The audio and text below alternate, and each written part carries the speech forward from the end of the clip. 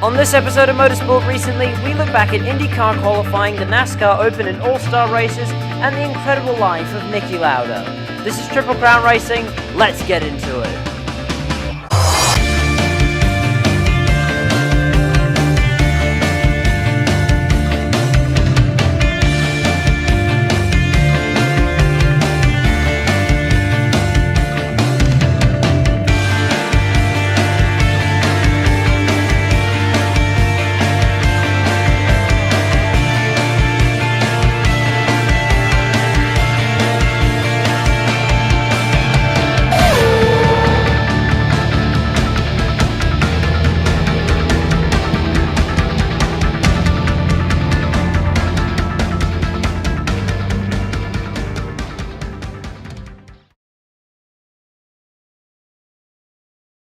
Hello everybody and welcome to Motorsport Recently, and joining me on the mic today are my usual partners in crime, the wonderful Chris Whitfield, and with a new adjective for this week, because I know you wanted one, the cool Caitlin Penny. Welcome to both of you. As I was talking about to these people before, we do have a minor crisis in that I haven't had my porridge this morning because there's no milk in the house. So please bear in mind my performance may be not up to its usual standard due to the fact I am porridge deprived, so to speak. So welcome along to Motorsport Recently.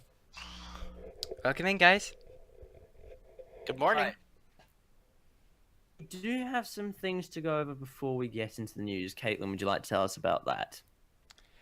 Are you talking about the video thing that's coming up in a couple of seconds? Yes, I am talking about the video thing. Okay, you are talking about... Okay, jolly good.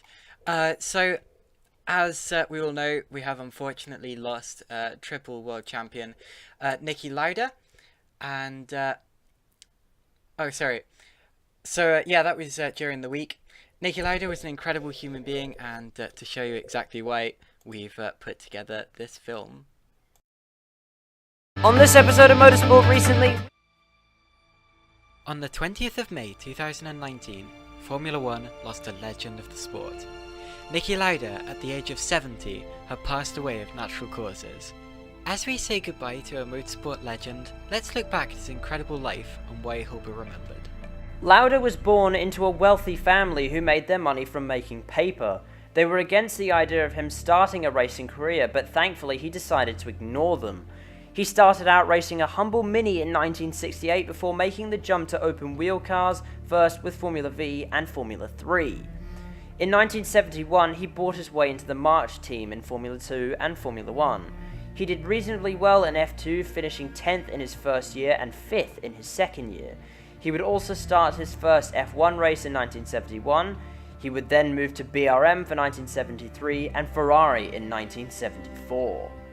In 1974, he would finish 4th in the championship and also take his first Grand Prix victories at the Spanish and Dutch Grand Prix. However, his big break would come in 1975 when he won the Formula 1 World Championship for Ferrari. That same year, James Hunt for the Hesketh team finished 4th in the championship, and for the following year, he would land a seat at McLaren, and a legendary racing rivalry was born. Coming up to the German Grand Prix, Lauda was leading Hunt by 23 points and had taken 5 wins to Hunt's 2, but a famous and fiery crash would leave Lauda fighting for his life with severe burns and lung damage. In hospital, he was actually issued his last rites, and the first words after coming to were reportedly, "Get that priest out of here, I'm not dead yet."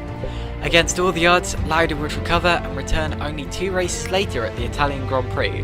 Burnt, bandaged, in extreme pain, and somewhat visually impaired due to not being physically able to blink, he would bring his Ferrari home to an astounding 4th place finish at the Italian Grand Prix.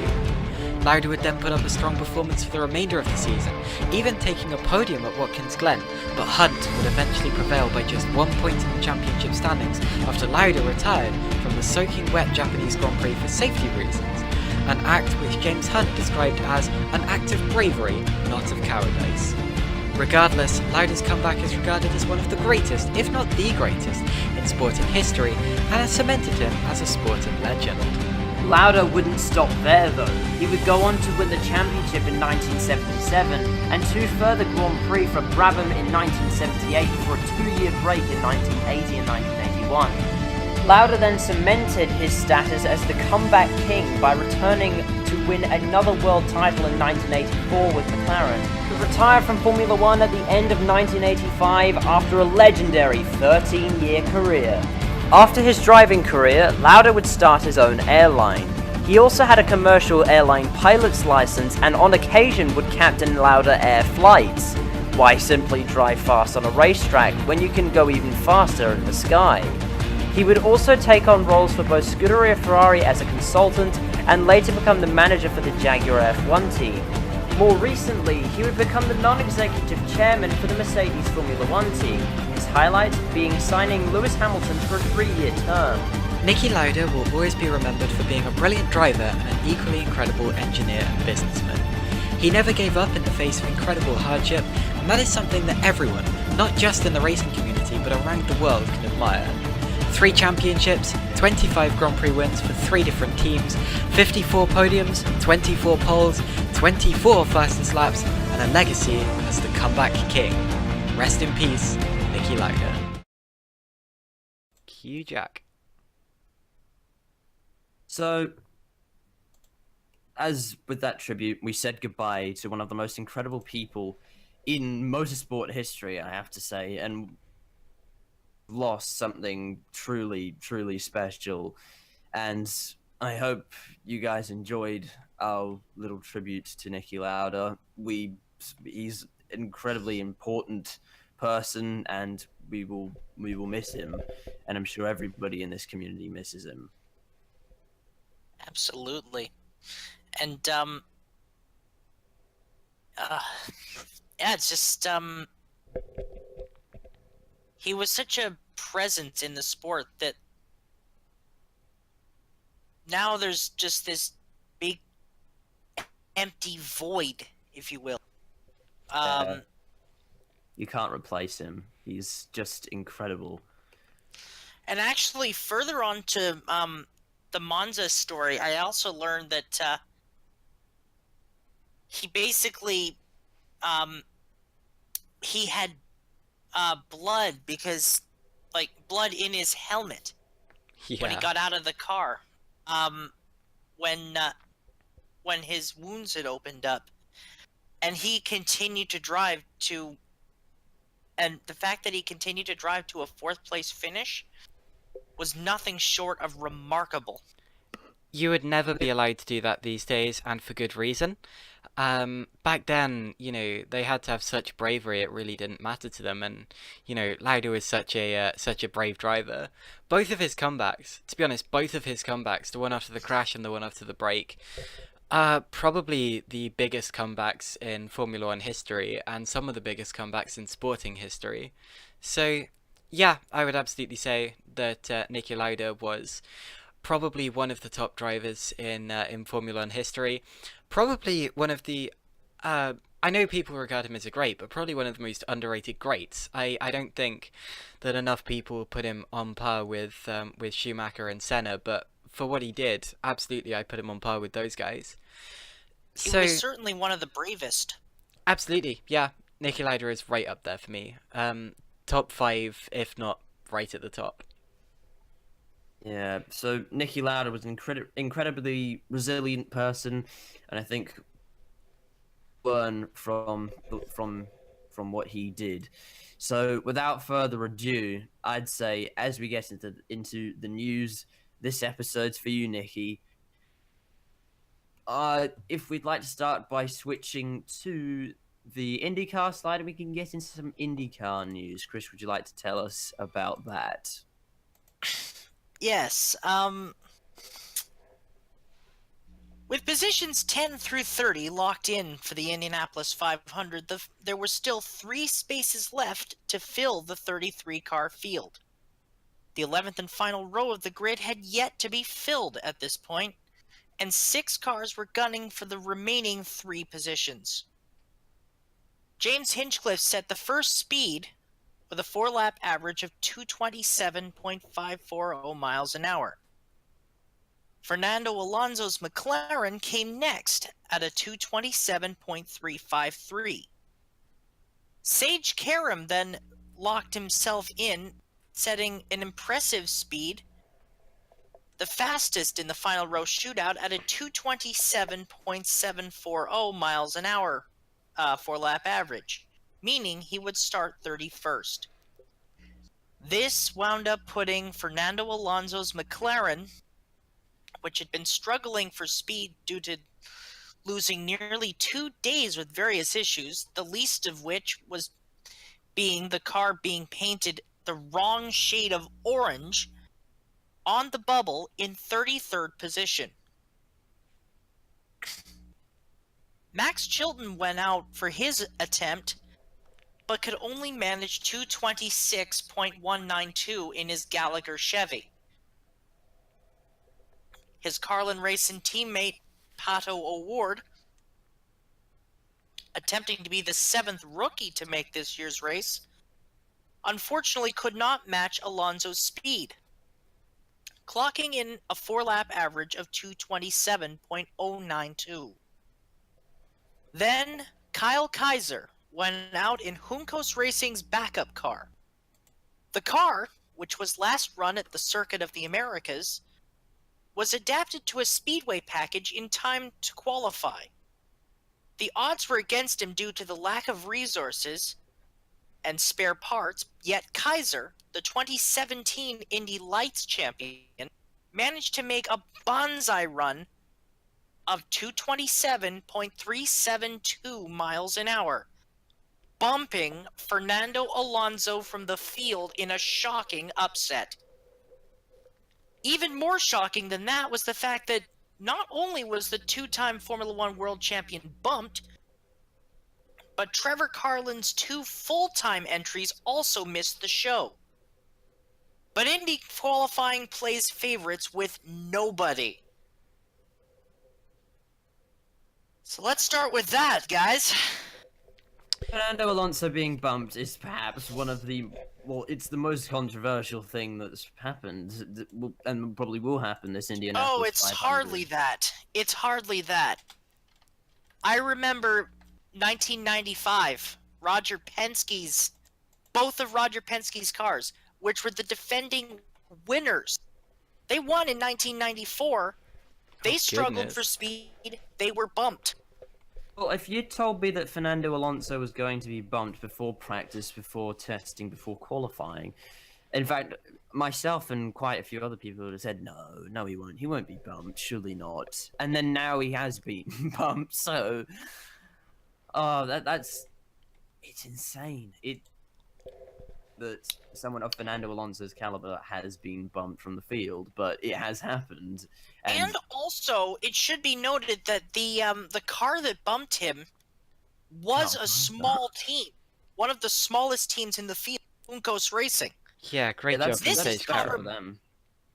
Yeah, sorry. this is comparable. This is comparable to the incident to Bettenhausen Racing with Stefan Johansson bumping Emerson Fittipaldi from the field in Penske's customer car, in fact.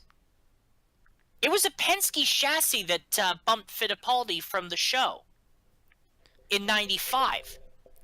But like I said, Indy qualifying plays favorites for nobody. It was a fantastic performance from Kyle Kaiser in the pretty much unsponsored Juncos car, and we'll get to that in a minute. But whatever the case, putting his car in at the last minute in fantastic fashion. I'm interested though, and I know you explained this to me the other day, but I'm interested in this for the podcast as well. Why do you think, if all of the other Carlins were bumped like that, why do you think Charlie Kimball was able to qualify his Carlin 20th? Charlie Kimball always seems to run well at Indianapolis. I've noticed that. Like, you give him a good setup, he'll put it in the show. Like, he's pretty quick at Indy. I thought so. Who are you saying? You're saying Connor? Kimball. Oh no, Charlie Kimball. Yeah, I don't know why. Anyway, sorry. So, Carlin. Oh no. Kimball drives the 23 car for Carlin, Carlin. yeah. Oh, I was under the impression that all three cars, like all of their cars, have been bumped. I don't. They entered 4. Actually, they entered 4 technically, counting the McLaren with the technical alliance with Carlin. With Carlin, yeah. Right, because a lot of people were saying that all three cars had been every Carlin car had been bumped. I was like, oh, there must not be any more in the race. I But think they know meant that every. Kimball- Yeah, I think people were saying that to mean every Carlin car in that shootout. Because every Carlin car in that yes. shootout was knocked out. Whereas Charlie Kimball, the previous day, had qualified 20th. So I must say, Charlie Kimball didn't seem to. I didn't think he had any issues, like big issues in the lead up to the race, whereas Fernando Alonso, his teammates did. So I don't know. Maybe he just got lucky. I think I have newfound respect for Charlie Kimball after that, to be honest. But I'm surprised, actually. If you remember a couple of podcasts ago, I think it was near the start of this year, actually, one of our first podcasts, I remember saying I would be surprised if Alonso didn't find the pace to fight for the win, or at least fight for the top 5 positions. And then, of course, been qualified. Yeah, and then of course, after the test where Alonso was slower, I remember Chris saying he thought he might be bumped, and I was like, nah, it's Alonso and it's Carlin and it's McLaren. They're gonna find the pace, you know. They're top. They're top guys. We always thought that Alonso was gonna come in clutch at the last second, but it doesn't look like he did. I honestly can't believe how wrong I was. He wasn't my pre-made prediction, but he was my I think pre-March prediction effectively. But whatever the case, yeah, I just can't believe that Fernando Alonso isn't in the race, and we'll have to see how my other prediction, Alexander Rossi, does. All right, Chris, would you like to tell us about the rest of qualifying? Well, to put a period on this, I kind of knew when it was announced that that they would be forming a technical alliance with Carlin, that they were in trouble. The reason I say that is Carlin has only been in IndyCar since 2018. They don't have much experience when it comes to running an Indy. The difference between this year and when he ran in 2017 was basically it was McLaren in name only. It was an Andretti Autosport car with McLaren badging. This year, it was their first full-fledged team, and like when they had the issues with the electrical system and the gearbox during the test, then the crash on the Tuesday of the the Tuesday practice session, and now to hear that they didn't have a steering wheel for the Texas test. Steering wheel. Sorry. Sorry, I'm just thinking of Kimi Räikkönen now. Steering wheel, somebody give it to me. And also, like, Jenna Fryer said it best in the Associated Press. It was a comedy of errors. Mm-hmm.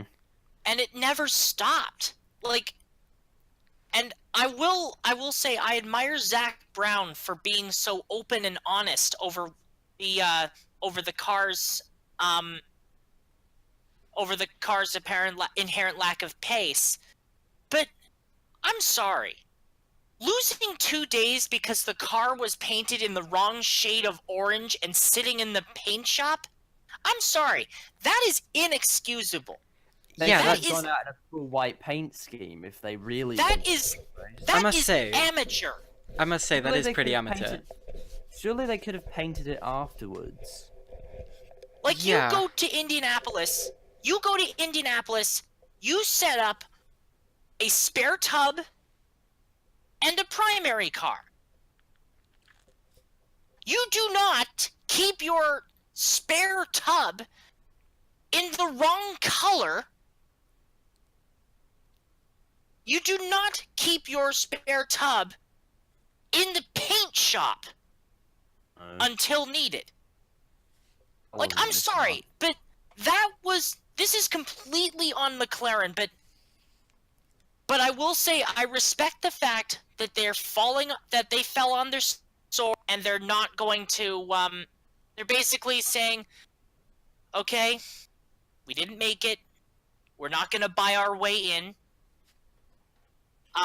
we're gonna take our lumps, we're gonna fall on our sword and just move on. I think there was talk of them buying out a car because Alonso said he would refuse to buy another ride. Yeah, basically both McLaren and Fernando Alonso released a statement saying that they would not buy their way in. Like, honestly, I hate when teams buy rides from qualified cars. It's a system that I don't think that should it's a exist. system I've never agreed with. I don't think that should be allowed, to be honest. If you don't The qualify, you last don't one, qualify for a reason. yeah, the last one was 2011. It was Ryan Hunter-Reay buying, I believe, Felipe Giaffoni's AJ Foyt car, because DHL and Sundrop wanted representation in the race, so they wanted Hunter-Reay in. Yeah, but you can't have you can't really blame that on Andretti Autosport or anyone because that was the sponsor. Just want it, then the team sort of need to oblige, otherwise they won't have any money. So, and that. Yeah, and the problem is, like, I hope, by the way, that if Roger Penske's watching this, first of all, thank you. Second of all, I hope this invalidates your argument on the 25-8 rule. Bump day should stay the way it is.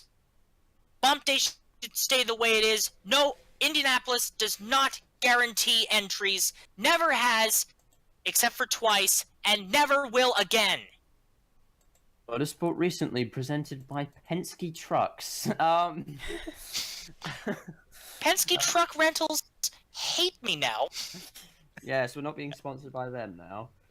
If you would like to sponsor us, please be in contact. We'd be happy to. We'd be open to discussions. Anyway, I was just wondering, actually, what do you think Alonso and McLaren are going to do in the future? Because I think it's clear they're going to do a full-time IndyCar ride next year. Will there be a McLaren team that aren't in technical partnership with anyone else? They've just entered as McLaren. Or will they try to partner with another big, possibly Honda team? Well, it won't be Carlin again, will it? Won't be Carlin. They'd be silly not to run at least the rest of the season, or at least at least Texas and Pocono. They'd be silly not to. Yeah, I agree. Yeah. But because the problem is, like, even if Alonso's unavailable, like, say Fernando Alonso's unavailable, they could put someone like Connor Daly, or like they put Connor Daly, Oriol Servia, Jared Hildebrand, basically anyone that can develop the car. I agree. And develop the morale of the team around, like, in order to make it easier to adapt to a brand new program. Like earlier this season, there was talk, or during the off season, there was talk of perhaps merging with Ganassi, having Scott Dixon join when Scott Dixon was a free agent. Honestly, I can see them doing a tech alliance with Chip Ganassi. Well, no, because Honda. Hear me out. Hear me out. Okay. Chip Ganassi's done technical alliances before. Yes, but they're a Honda team, McLaren's a Chevy team. Yes. Wait. Not necessarily. Okay. The problem is, presently. I'm talking about maybe down the road, like 2020, 2021. They could conceivably do a tech alliance with someone like Chip Ganassi, or Dale Coyne, or Andretti. Hell, even Ed Carpenter. Ed Carpenter's got how many cars in the 500? 3? 4? I was thinking maybe even Penske, because McLaren have worked with Penske before. True, but Roger doesn't like to compete against himself. That's why Acura doesn't have any any customer cars in the WeatherTech series. And ow, I just scratched my thumb with a fork. Wait, what? Accidentally. Okay. I just put my hand down even though there was a fork there. Ow. Anyway, we'll have to see what Alonso... I'm fine. We'll have to see what Alonso does in the future, but I think that you're absolutely right. So anyway, we had more qualifying, didn't we? Yes. Mere moments after the tense last row shootout concluded, it was time to see who would sit on the pole for the 500. Ed Carpenter set the pace for much of the Fast 9 session with a speed of 229.889 miles an hour until Simon Pagenaud's bright yellow Menards Penske Racing Chevrolet went out onto the track, setting a speed to beat of 229.992. The final car to go out was Spencer Pigot, who, after setting provisional pole the day before, ran his attempt last. Pigot could not match Pagenaud's pace, enabling the Frenchman to score the first pole position for a French driver at the Indianapolis 500 since René Thomas in 1919. 1919? That's 100 years ago. My goodness. Literally 100 years, yes. Yeah, 100 years pretty much exactly. Nice. Anyway, should we go through the entire grid? Okay, so the grid looks like in row 1, Simon Pagenaud, Ed Carpenter, and Spencer Pigot on the front row. Row 2, Ed Jones driving for Scuderia Corsa, Colton Herta, and Will Power, the 2018 winner. In row 3, Sebastian Bourdais, Joseph Newgarden, and 2016 winner Alexander Rossi. Who is, of course, also my pre-May pick for the victory. So I said before qualifying and before testing that Rossi would win it. He's starting 9th. Definitely stands a chance. Grid position doesn't really matter as much as on road circuits, for example. But yeah, I can definitely see Rossi taking this, and that's why I predicted him. Sorry. Amen. In row 4, it's Marco Andretti trying to best a second place finish in 2006 in the 1969 throwback livery. Connor Daly and Elio Castro Neves in the Rick Mears throwback. Row 5 is Marcus Ericsson, the second fastest rookie in the field, Takuma Sato, and James Davison driving for Bellardi Racing. Which James Davison has a very, very, very cool looking helmet design in tribute to his grandfather, I believe. I need to see that actually. It's a very, Um, very cool helmet design. I Anyway, should take a look at it. helmet designs aside. It's cool. I love helmets. They're wonderful. Protect your head. Of course. Tony Kanaan, the 2013 winner, starts in row number 6 alongside of Graham Rahal, whose father, Bobby Rahal, won in 1986, and Scott Dixon in the 2008 winner in an uncharacteristic 18th starting position. It's quite Row far 7. back. Row 7 is Oriel Servia in the Gator car, number 77. Charlie Kimball, the only Carlin car in the field. And J.R. Hildebrand, who won the Indianapolis 498.5 in 2011. Sorry, before we move on, can I just quickly go over the full name for Oriel Servia's car? Now, I have it, well, rather team name. I have it somewhere. So the full name, 77, Motorgator Team Stange Racing with Arrow Schmidt Peterson Motorsport. Nice. So that's quite a long name. And it's a beautiful car. Try saying that fast. I love that that Gator paint scheme. Reminds me actually of the Audi of the 2000 Audi R8 that ran at the Race of 1,000 Years in Adelaide. The crocodile car. And you were telling me, Chris, you thought that Oriole could be a real dark horse in this race due to his fuel consumption. So, yeah. And also the fact that he's very good at the speedway. Of course. In small teams. And he will definitely be a car to look out for. Row 8 on the grid? Row 8 is the 2014 winner, Ryan Hunter-Ray. Rookie Santino Ferrucci and Matthias Laced in his second 500. Row 9 is Jack Harvey coming off a podium in Indianapolis in the GP, rookie Jordan King, and rookie Ben Hanley for Dragon Speed.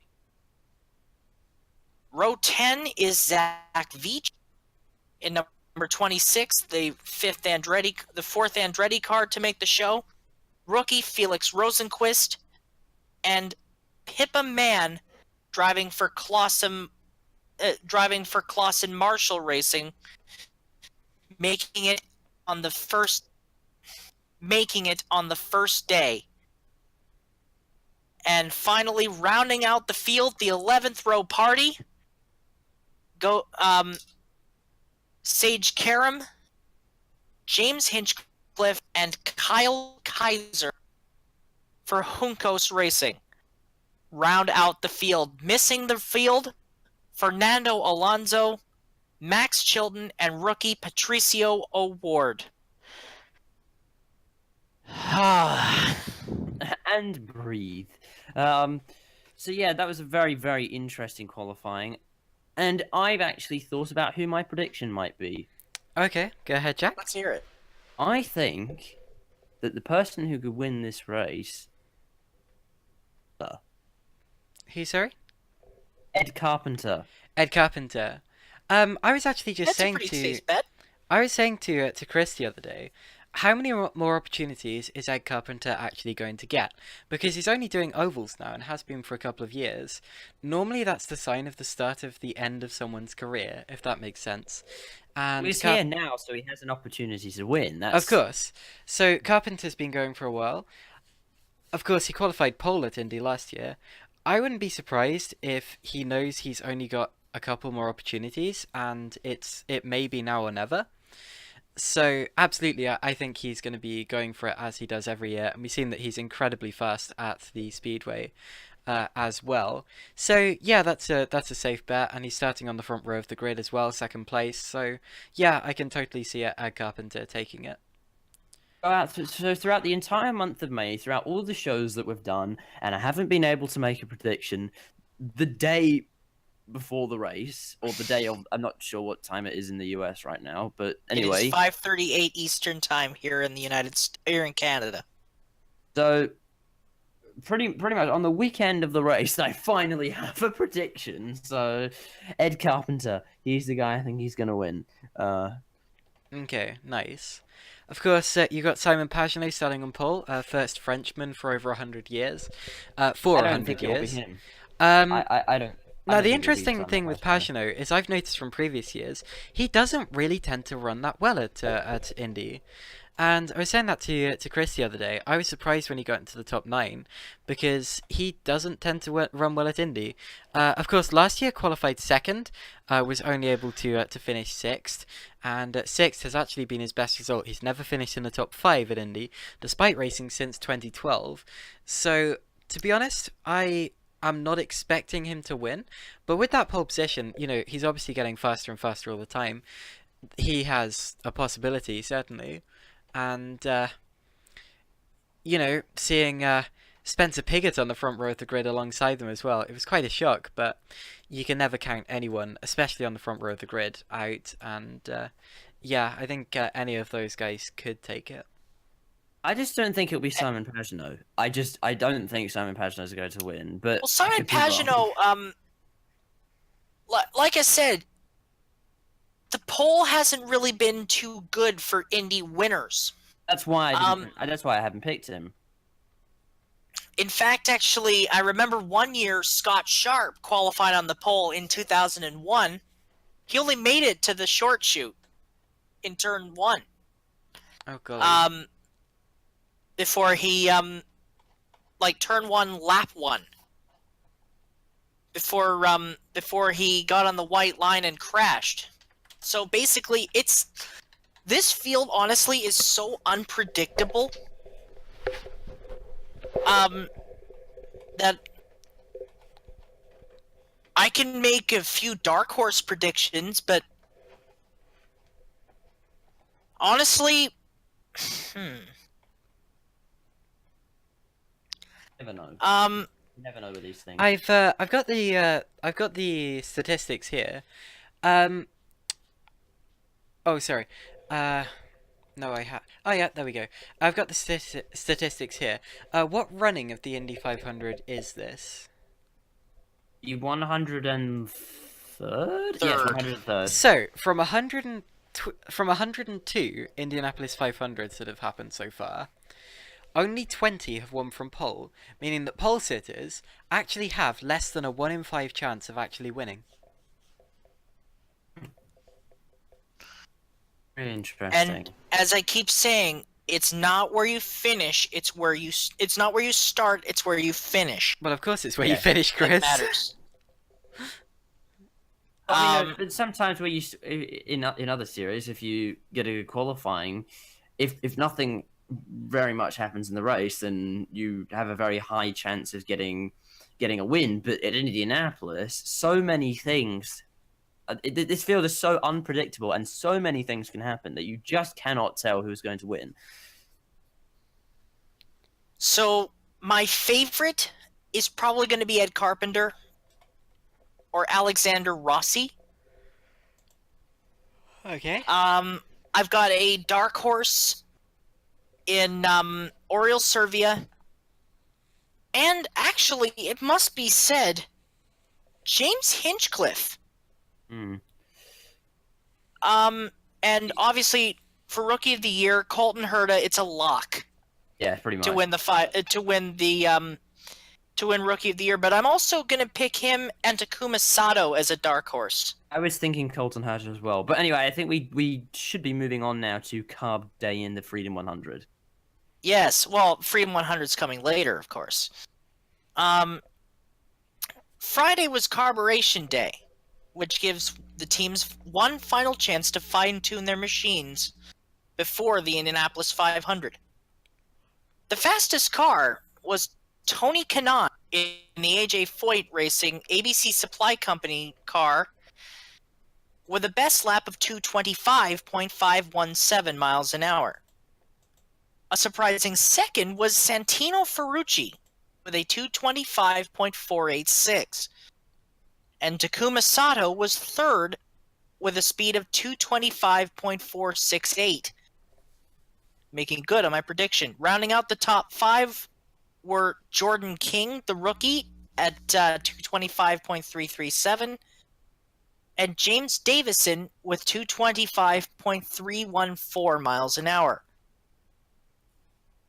Now, one of the traditions of Carb Day is, apart from the Freedom 100, which we'll get to, and the concert in the Turn 4 Miller Garage, which this year saw Foreigner and Kool and the Gang headlining, because retro, because 70s, the Motor Gator Pit Crew Challenge took place.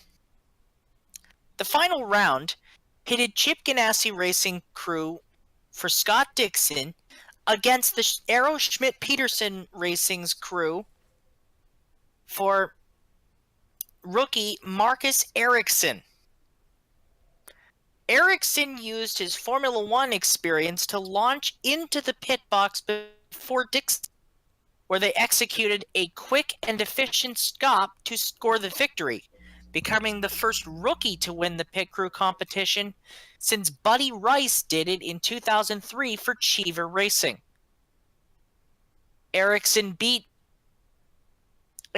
time was 11.794 to Dixon's 13.132. And that's basically from start to when they cross the line after they come out of their pit box.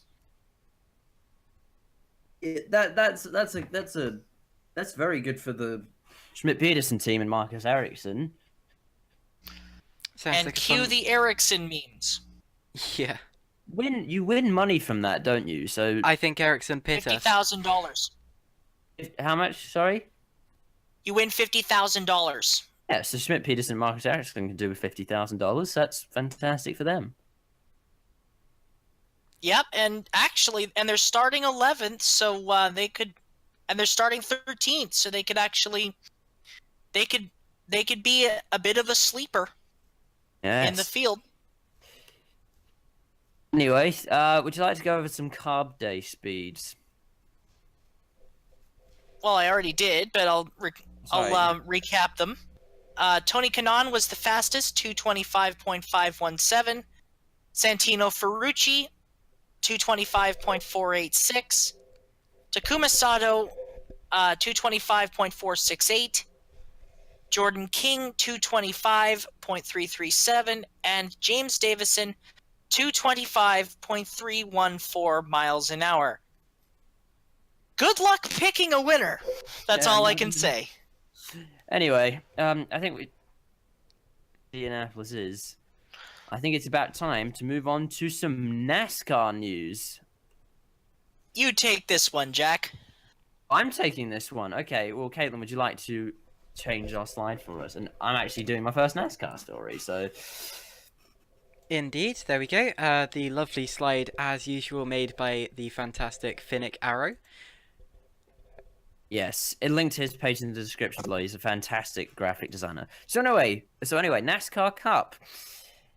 It was Stock Cars Racing's All-Star night at Charlotte Motor Speedway, beginning with the Monster Energy Open, which set the final 4 spots in the Monster Energy All-Star race, which would be the winners of the first 2 stages, the Open itself, and a fan vote for the last driver not already advanced.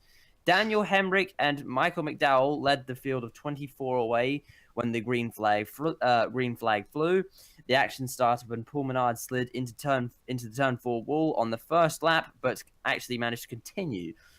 The first caution came out when BJ McLeod grenaded the engine in his enlisted 9 Flight Company Chevy in turn 2. I thought that was that's an interesting way of putting it, but anyway, never heard that before. Might use that a bit more. Under that caution, Chris Buescher broke a track bar and retired from the race. The race restarted and set up a wild finish to the first segment. Coming off turn 4 to end this first stage, William Byron just squeaked by Bubba Wallace to score the win in stage 1, becoming the first driver to advance the All-Star race. Now that was incredibly exciting, can I just say?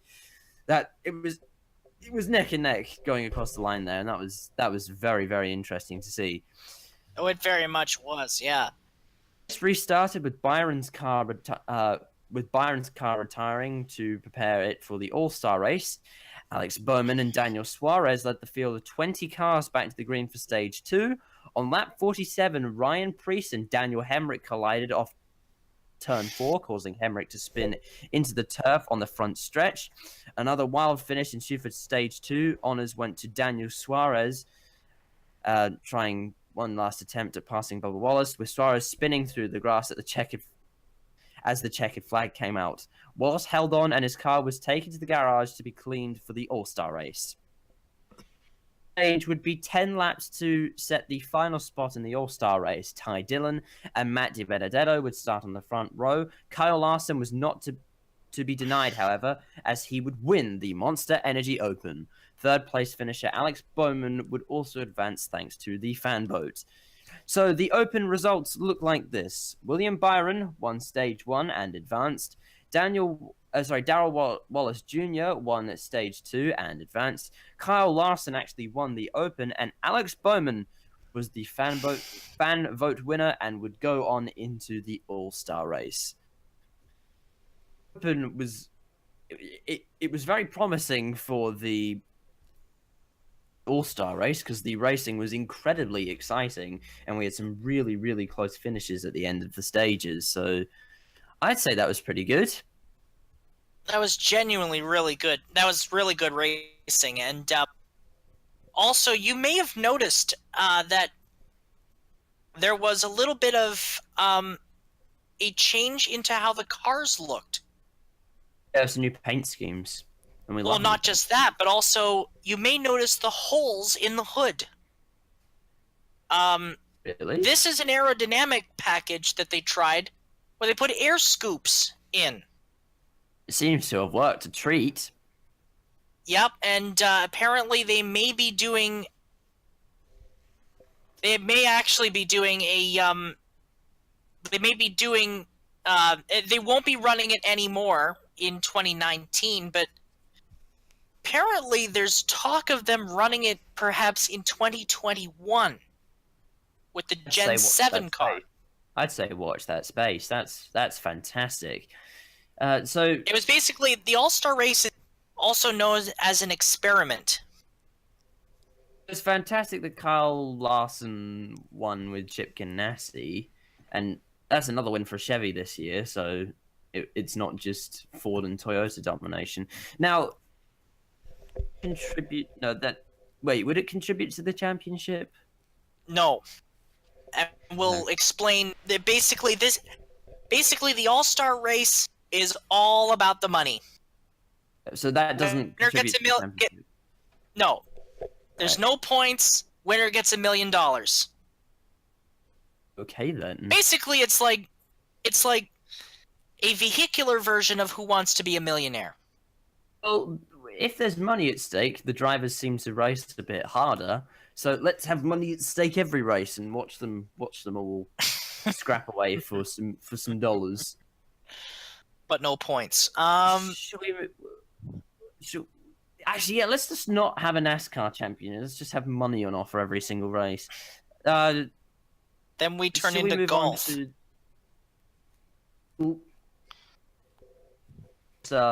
Golf has... In golf, they have the person with the second greatest sporting comeback of all time. I just emphasize second. Shall we move on to the All-Star race?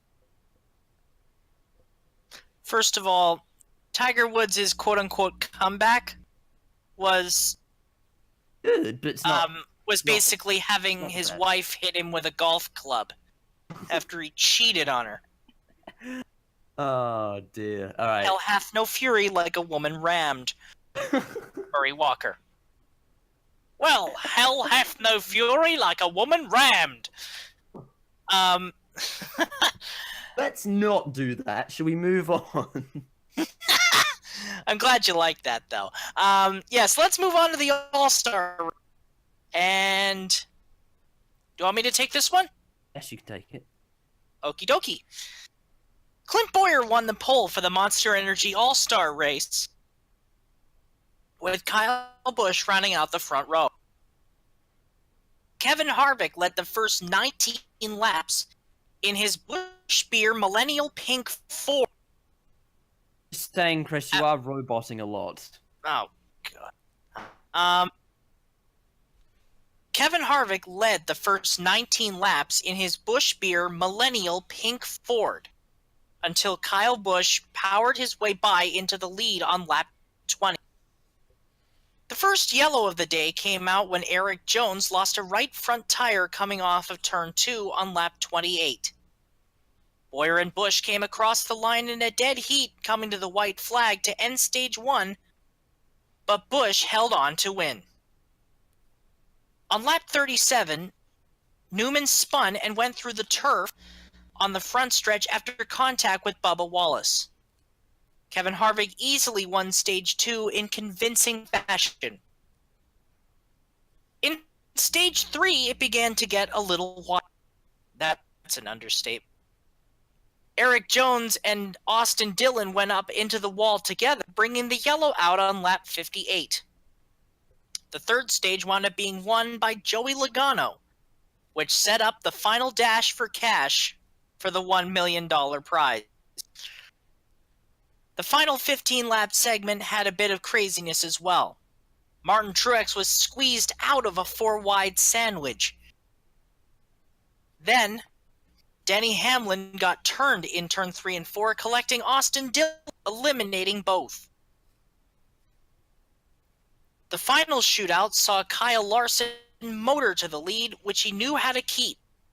He held off a late charge from Kevin Harvick to become the 4th driver to win the All-Star race after transferring from the Open, which allowed him to score a cool $1 million for his team.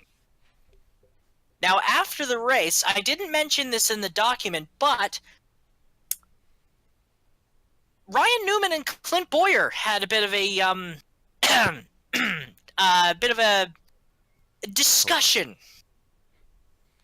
They had a bit of a discussion The kind after the that race. the kind that involves gloves and boots. Yeah.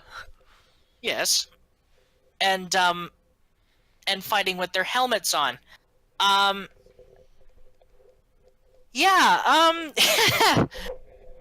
So yeah, apparently, We're going back to the old days. yep, basically it was a throwback to when Michael Waltrip punched Lake Speed's lights out in 1995 at Michigan. Now, for the record, we do not condone fighting. No, we do not. And For legal reasons, we do not condone fighting. let us put So, that yes, in the that's not disclaimer at the beginning of every episode now. Yes. Starting from episode 12A onwards. As this was not for points, the standings for the championship do not change. The next However- race, however... However, Yes, Kyle Larson... Yes, Kyle Larson does get money. And may I say, the Busch car, for Kevin Harvick rather, that millennial pink car actually didn't look too bad, honestly. Doesn't look too bad, but it's not my favorite livery of all time. It had yeet on it. Anyone that knows motorsport knows. That's a lot of knows. That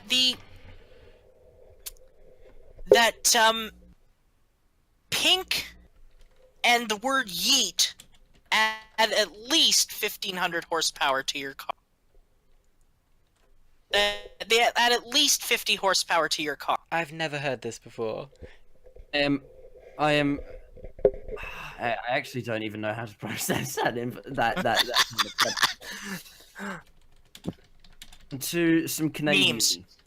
The Should we next move on? race, by the way, is the Coca-Cola 600 this weekend at Charlotte Motor Speedway, immediately after the Indy 500. So Just how awesome this weekend is. We have the Monaco Grand Prix, the Indianapolis 500, and the Coca-Cola 600. Yep, and basically you start off at Monaco. Then turn your channel immediately to NBC to watch the Indianapolis 500, and then after that, you switch over to Fox and you watch the Coke 600 this weekend. Well, in my case, you don't switch over to Fox, and you wait a couple of days for the 15-minute highlights to come out for NASCAR. Luckily, they are on Fox Sports for all of us in Australia. The Indianapolis 500 is actually, I believe, it is actually live. So that's it's good actually news, I would say. live. Is nothing else Excellent. is, but that is so. I'm happy with that.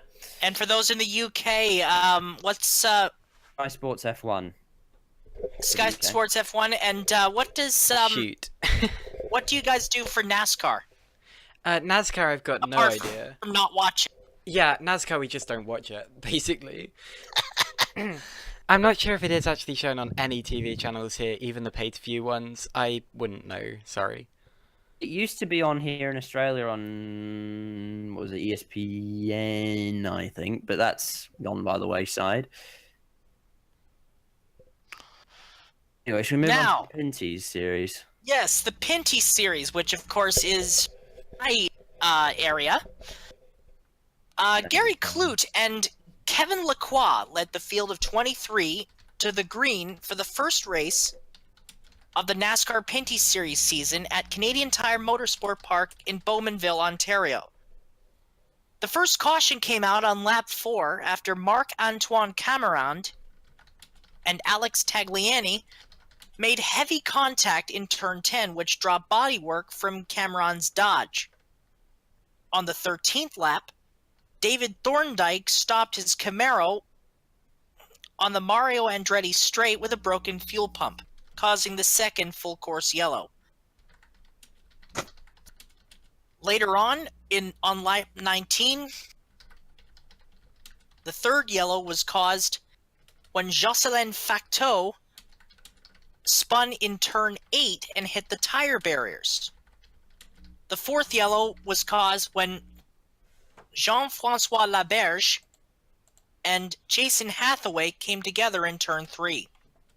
Hathaway's Chevy climbing over the right front of Laberge's Dodge, causing Laberge to spin. With 5 laps to go, Brett Taylor broke a shifter and stopped, causing the final full course yellow of the day when he stopped on the Mario Andretti straightaway. This set up a 2-lap shootout with Kevin Lacroix, Andrew Ranger, and Gary Clute to settle it among themselves. Coming to the white flag, Lacroix outbraked Ranger heading into turn 10 and made the pass stick. Lacroix would then hold off Ranger and Clute to score the victory in the Clarington 200. The next race for the Pinty Series is at Jukasa Speedway in Nels Corners, Ontario, about half an hour from me on June the 1st. You gonna go? I don't think so. Well, I can't. I can't because I basically leave on the Monday and yeah. We're gonna have to get your super sub organized. Yeah. Or super. For those that don't know, I will be in Canada's nation's capital for a convention for the week. Go ask for an autograph because it'll be worth so much more in the future. Oh, you mean Montreal, right? I'm joking. That's Radion, actually. That's Ottawa, actually. But, Yeah, of course it's Ontario. Yes. Yeah, Ontario. There you go. Sorted. Yeah, sorry. Ottawa. Ontario. Same thing, right? Yes. Well, actually, technically, it does cross the river, but it's 3.5 hours. Anyway, sorry, Chris. Go on. That's okay. So the top 3 finishers are Kevin Lacroix, Andrew Ranger, and Gary Clute. Again, the Right. next race is at Jukasa Speedway on June the 1st. Now, the next race we're going to be covering is something I actually just watched this week. And it was very difficult to actually decipher what was going on because they don't have a lap counter. I speak some Spanish, so maybe I should watch it. I will do my best to cover the NASCAR Peak Mexico City series. Salvador de Alba Jr. and Xavi Razzo started on the front row for the 3rd round of the NASCAR Mexico Peak Series at the Triovalo Cajititlan in Guadalajara. Did I pronounce that right? I'm not entirely sure. That sounds about right, but I wouldn't know. The first of 6 cautions came out when rookie Jake Cosio lost a right rear tire and spun into the wall 15 minutes in. Following that restart, Patrick Getters spun around after being hooked by Manolin Gutierrez, but continued on. The 3rd yellow was brought out when a cone was kicked onto the racing line by Razzo, who checked up and slid into the grass in turn 1. Manolin Gutierrez's day went from bad to worse when he spun on the backstretch, causing the 5th yellow past halfway after being spun around by Omar Jurado. With 25 minutes left in the event, Xavi Razzo brought out the final caution when he hit the wall, damaging his Airbit Telcel Toyota.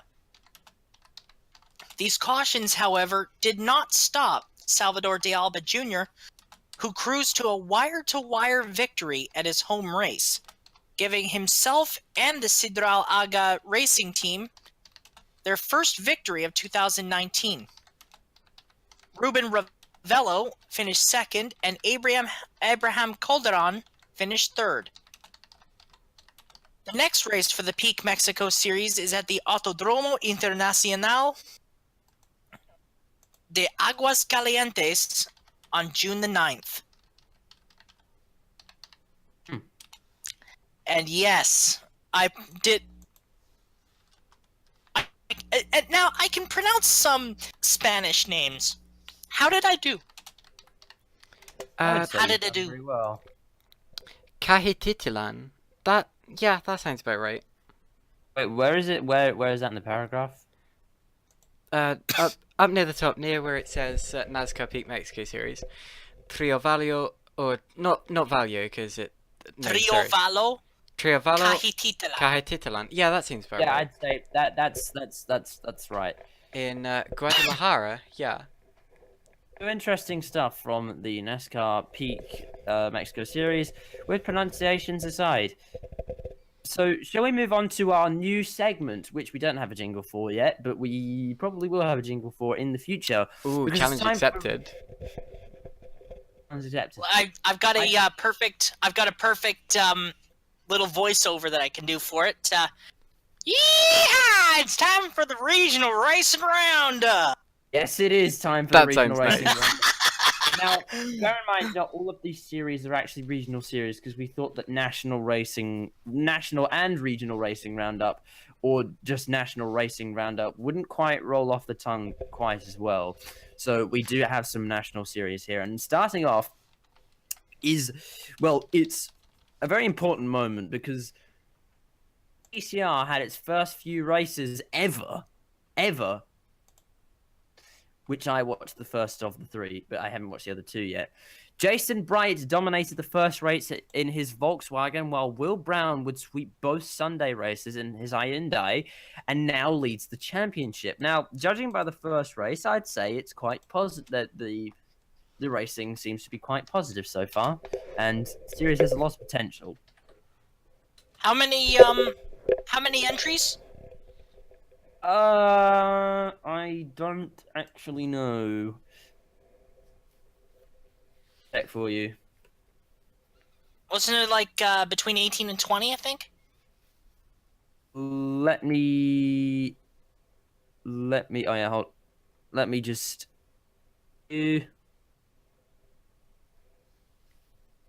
And we have 9, 10, 11, 12, 13, 14, 15, 16, 17 entries. Not bad. And the next race is at Phillip Island on the 6th to the 9th of June. Interesting to see those names though. Jason Bright, of course, being Aussie V8 Supercar driver Jason Bright. So yeah, bigger names than I thought. Yeah. I think that the Australian TCR series was able to get quite a few of the people involved with the supercars racing involved with that, including a few teams. So they have Matt Stone Racing involved. I think they have.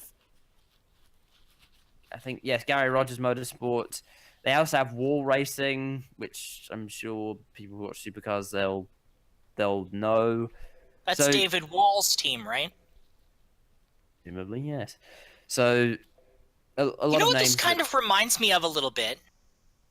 The American Touring Car Series? No. This actually reminds me of when they tried this before, in the 90s. They ran the Australian Touring Car Championship, which is what we now see as the Supercar Series, and the Australian Super Tours.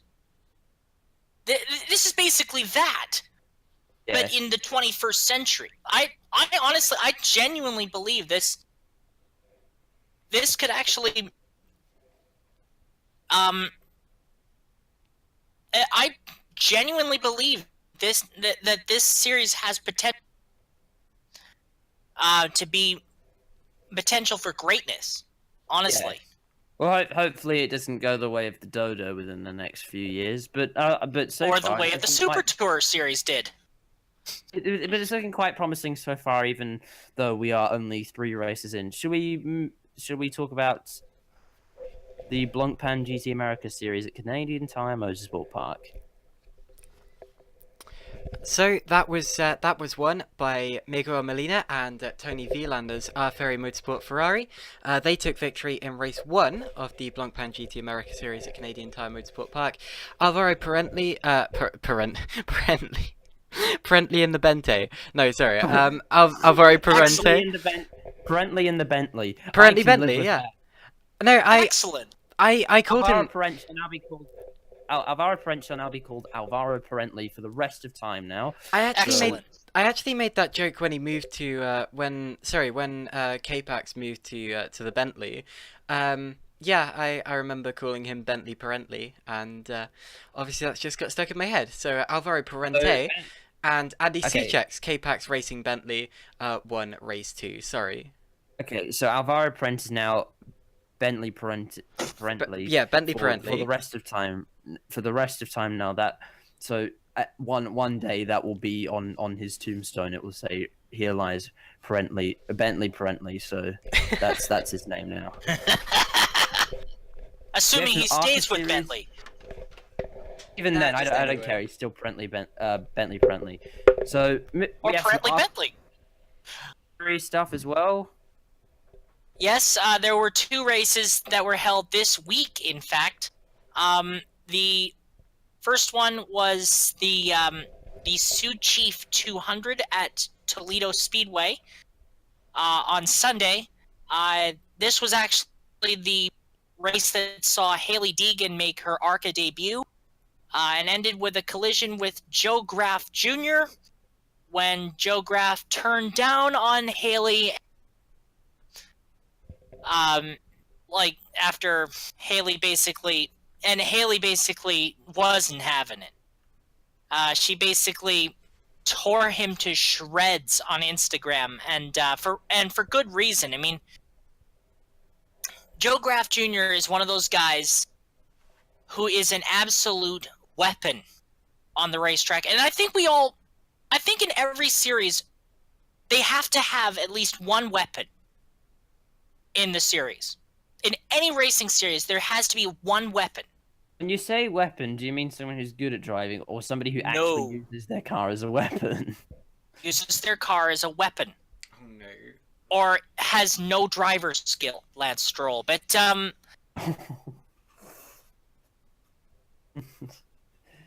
I say that out loud? Yes, you Had did. something in my throat. But yeah, like, Joe Graff in the ARCA series is that. And honestly, whereas I think that Hailie Deegan's going to have a pretty good length of a racing career, Joe Graff, basically, the only reason he won an ARCA race at Berlin last year was because he used Chandler Smith as a battering ram, turned him in the third turn. Well, is there any rule that says you can't do that? Not in ARCA. Oh well, fair play. Aren't But, just weapons anyway? Well, they're basically stock cars. They're basically I mean, they are stock cars. composite body stock cars with a Menards spec engine. There's no problem then. Yeah. It's fine. But anyway, the win at Toledo went to Chandler Smith, driving for Venturini Motorsport. And then on Thursday, this past Thursday, Ford Motor Company development driver Ty Majeski claimed victory in the ARCA Menards race that returned to Charlotte Motor Speedway. For the first time since 2004, I believe, was the last one. Yeah, I wouldn't know. yeah, the last ARCA race, I believe, was 2004. The reason I don't know is because A, I was 2 years old, and B, I wasn't watching the ARCA series, coincidentally. That's why it's in the regional section. Yes. And let's also now do some Road to Indy stuff. Yes, Chris, you saw that. Yeah, I did. There were 3 races on Friday. One at O'Reilly Raceway, 2 at Lucas Oil Raceway in Indianapolis. Those were for the USF 2000 and Indy Pro 2000 series. Cameron Shields won his very first race at the Freedom 75. His first ever USF 2000 victory. And the win in the Indy Pro 2000 Freedom 90 was a dominating performance by Daniel Frost, where the Singapore driver, I believe, scored his first victory in the series. In the 90-lap event at Lucas Oil Raceway. The second one was the Firestone Indy Indy Lights series. I keep saying Firestone Indy Lights, even though that's not the series name anymore. It was the Freedom 100 at Indianapolis Motor Speedway. And it was yet another wild finish at the Speedway, with Oliver Askew passing Ryan Norman in the final 100 feet to win the Freedom 100. The final margin of victory was 7/1000ths of a second. Can I ask you how that happened? Askew got a draft coming off a turn. Do you understand Started- my joke? Please say you understand my joke. I don't get your joke. Sorry. What's your joke? Oh, I Oh, just got it. I got it. Can I ask you how that? Yeah. Get it. Sorry. Comedic genius. It's at my comedic genius. That is, and we recognize it. Sorry. Hooray! Well done, Jack. I have a big old Also- smile now. Also, 0.007 seconds was the margin of victory, and I have just received an email that I'm going to be working with MI6 now. Okay. What do you mean? That would be a James Bond reference, of course. Oh yeah. I wouldn't know. There I've you never go. I've never seen any of the James Yes, Bond I movies. understand your joke. I'm a massive Bond fan. Very good, Chris. We'll have to do a debate on what was the best movie car. What was the best James Bond car? Mine was the AMC. My favorite's the AMC Hornet. The AMC Hornet? The AMC Hornet. What do you mean the AMC Hornet? That's Martin DB5. I loved the AMC Hornet. I'll have you know. I was gonna say Anyway, the James DB5 Bond is the cars classic one, so you can't really go wrong with the DB5. Yes, but everybody goes there. I suppose so. Everybody goes with the Aston. For good reason, You Chris. didn't even pick. You didn't even pick the V8 Vantage from the 80s. You had to go with. You had to go with the AMC Hornet. Anyway, Bond cars aside, I think we should continue. But in all seriousness, the DB5 and the Lotus that went into the water in what film was it? The Spy Who Loved Me. Oh, is Yes. that the Esprit? That's just The Esprit that went into the Esprit submarine from Oh yeah. from The Spy Who Loved Me. If you'd like to see a whole podcast on James Bond cars, please let us know and we'll be happy to oblige. But anyway, we golly. need to talk about the British Touring Car Championship. What's happened there, Yes, Caitlin? so the BTCC went to Thruxton at the weekend, the fastest circuit in Great Britain, and the first two races there were actually won by Andrew Jordan. So Jordan on a roll in the BMW. BMWs do tend to go faster to Thruxton. It's very much a rear-wheel drive track. So he won the first two races there. Josh Cook won the third. Other podium sitters were Sam Tordoff, Colin Turkington and Rory Butcher, who finished second in the three races. Dan Camish scored two podiums in races 1 and 2, and Ash Sutton scored the third place in race 3. Still though, it's Colin Turkington leading the championship, followed by Butcher, Cook, Sutton and Neil, and the next round is going to take place at Croft in the middle of June. Sorry. Very good. And how did the shredded wheat cars do? Okay, let me just remind myself what the shredded wheat cars are. They are, I know they're Fords. Ford Focuses. Right. Ford Now what- Foci. Okay, Tom Chilton, Ollie Jackson, Nicholas Hamilton. Okay. Right, let me find that. Chilton, Jackson, Hamilton. Oh golly, sorry, it's hard to look for these people when you're under pressure. Jackson, 2/16ths in a retirement, so not great. Hamilton, 2/24ths in a retirement, so not great. Who's the other one? Chilton. Chilton, 18th, 25th, 13th. So I'm afraid shredded wheat cars not great. But it is good. That's my failed family fortunes buzzer. But well, I had to basically reference the shredded wheat because, because of Jack's milk crisis. I was gonna say, you're trying to make him jealous. Finally, we have some sound effects. Hooray!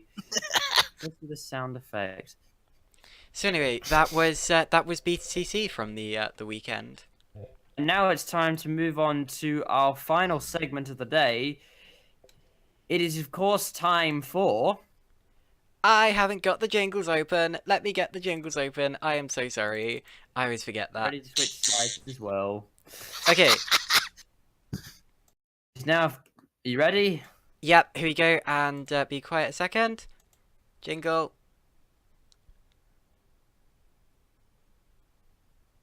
Any second now. Miscellaneous stories and points that we missed and therefore recovering now TM. Burn. Perfect. Sorry about that. Really sorry. I should have had the jingles open. But yeah, there you go. Switch slides as well. You might want to switch beautifully crafted. Very true. Let me just. There we go. Here we are. Hooray! That's of course done by Finnick Arrow, as are all the graphics in this show.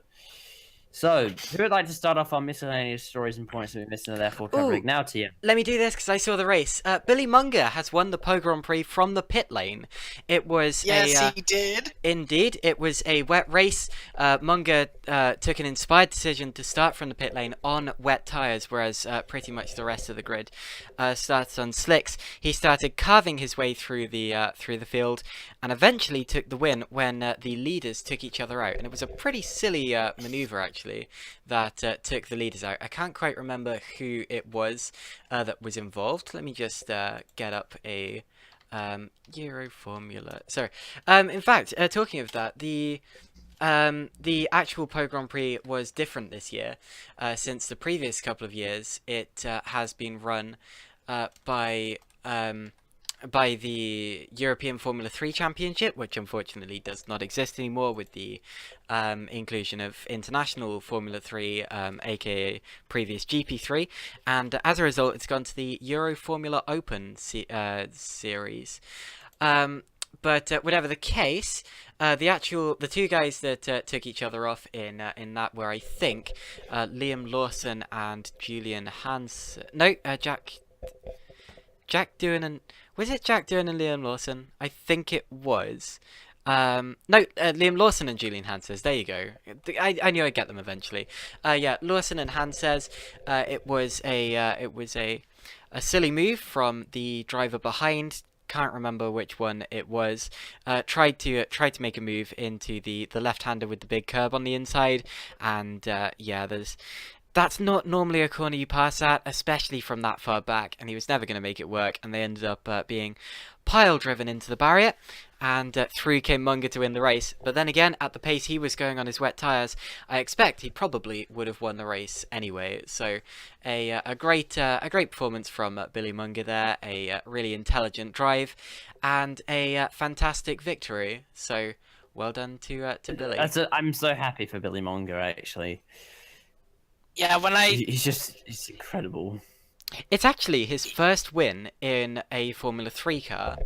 Now, the thing with Billy Munger is he's quick. He's not as good as people say he is. I cringe whenever people say, Formula 1 weights or whatever, because I'm afraid, being brutally honest, and with all due respect to Billy, he's never going to be F1 spec. And actually, before his accident, I don't know why people were talking about him as a rising star or whatever, since he hadn't actually won a British F4 race yet. And to be honest, he wasn't a rising star, but he's proven. Isn't this his first ever single-seater victory? In general? No, because he did take a few in the Formula 4 Challenge Cup at the start of the 2017 season. However, after saying all of that, I must say he's actually done better since his accident than he did before it. And for that, I have to absolutely commend him. He's doing an amazing job. He is very good. And absolutely, I think that he's going to go far in life. Yeah, don't expect to see him in Formula 1, but I definitely... I could see him in IndyCar. I doubt it, but we'll see what happens. He does race for Carlin at present, so we'll see what happens. He's got a long time to go, and yeah, well, this. A brilliant idea. I've just had a brilliant idea. So, Chris, you know how you wanted somebody you think that McLaren should do the rest of the IndyCar season, get somebody else to run the car. You're not going to put Billy Munger in the car this year. I mean, sorry. Jack. That's gonna be impossible because. Why? Not only do you have to adapt a brand new team, but also you have to adapt to his you have to basically test his controls and develop them. Because he runs hand controls in his F3 car, yeah? Yes. Anyway, yes, he does. It's not unlikely, but not impossible. Anyway, should we move on to ADAC German TCR? Yes, indeed. ADAC German TCR has been running the last couple of weeks, and the reason that we bring this up is because there is a brand new driver, brand new to motorsport, not just ADAC TCR, who is very much taking it by storm, and that is a young British driver known as Bradley Burns. He's 17 years old, and he's already setting fastest laps, and he's already challenging the top guys. Just set a fastest lap at race 2 at Most, and also led for a long time in the same race. So absolutely one of the top guys, and to see him challenging drivers like Mike Halder and Antti Buri and Harry Prochik and Max Hesse at 17 years old, which is my age, incidentally. I don't know what I'm doing with my life. I haven't achieved anything like that. But yeah, he's currently 5th in the championship after the first 2 rounds. And to be honest, I would be shocked if he doesn't win a race before the end of this series. Now, we should move on to the Le Mans news, well, the WEC news that happened. And that is that BMW has actually announced its departure from the WEC after the 24 Hours of Le Mans. Which is not unprecedented for BMW. Not unprecedented, but not very good. Yeah, it's not unprecedented for BMW. They only go for like 1 or 2 years, and then they decide, oh, I'll do touring cars, or I'll do like Formula 1 or something to that effect. And they shut down their other teams. Like An IMSA. They are. Ray Hall Letterman Yes, Lanigan Racing is still going to campaign the 24 and 25 this year and next, like for the foreseeable future. But they're just they're not going to be in WEC anymore after Le Mans, which is a shame because honestly, I think BMW is one of the, like, I've always liked BMW. I always liked the M8, and it's going to be a shame to not see them at Le Mans again. The thick mate. The thick mate. The thick mate. I'm gonna miss the thick mate. IndyCar news. Yes, and this actually kind of ties into the Bump Day story. After Bump Day, I believe on the Monday or Tuesday, Juncos Racing gained sponsorship for the Indy 500 from 250 OK, which is an email service, and Haggerty Car Insurance for the Indianapolis 500. And they've also got sponsorship from GMR, ARP, CARP, not sure what that is, Nextech, Lockhart Dentistry, DBK, and a few other associate sponsors that have signed on. In fact, this morning, those sponsors and supporters of the team paid a small bit of money and signed the car. Wow. So there's going to be a car with autographs on it, which I genuinely love when teams do that. I really do. Like, I think it's one of the coolest things in the sport. Sponsor a car. Can we sponsor it? We Triple Crown sponsor Racing. A car. I It's mean, just any car. only if you dish out a lot of money. But if you're racing in the air, we could get a TCR sticker printed off and I mean, stick that on the side of your car, Caitlin. we could, because I am doing a race in July, so we could do that, but I don't know. Are you down? Yes, let's discuss that, actually. Discuss that. We will. That would be interesting, yeah. In this talks. So. No, I mean, yeah, let's discuss the race that you're doing in July, Caitlin. Oh, now. Okay, well, I was going to say that it hasn't been confirmed yet. I'm pretty sure it has been, actually.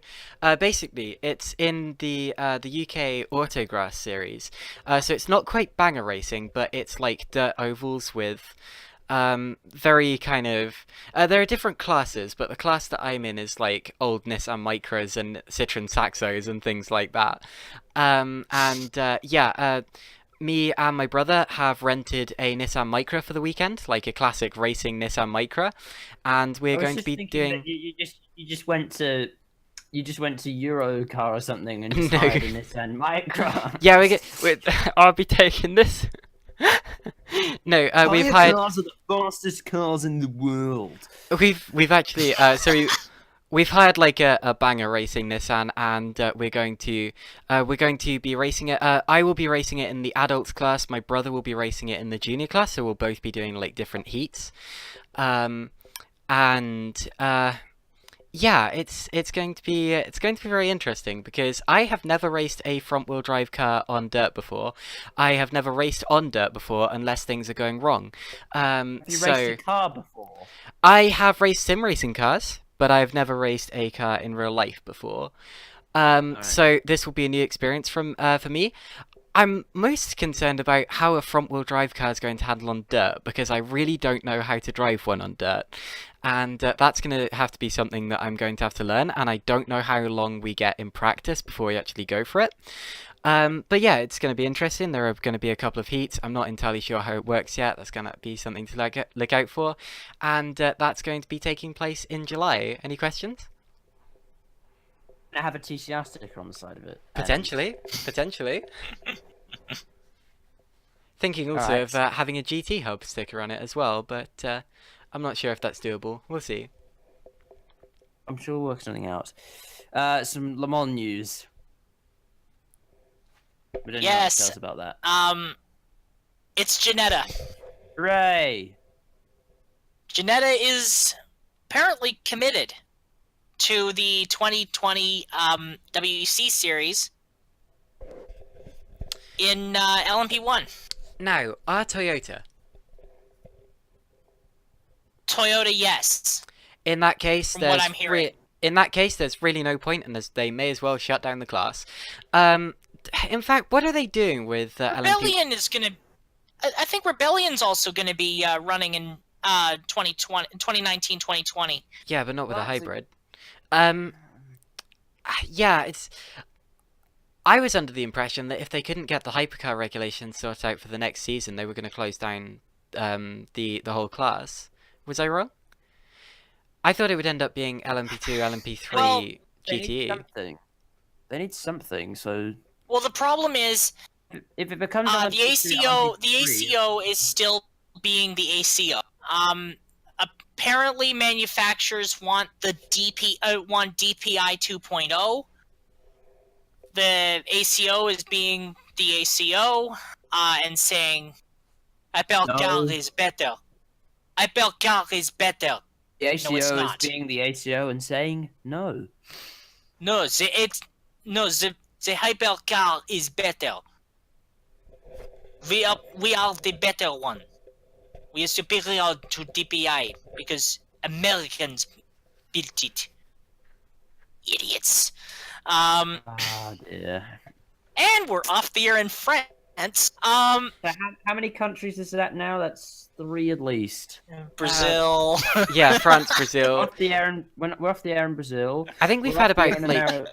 We're two off or the air in France, and no one in the entirety of the Penske organization is allowed to watch us now. yeah. So, I think we've probably got like two or three counts of that in France. But anyway. And in before my passport gets rejected if I go to Le Mans. you're going to be turned around at the airport if you ever try and go to Le Mans. They'll stop you at the border and say, "You are not getting in. You have insulted too many French people. Hey, We are turning you around." Steady on! hey, Steady on!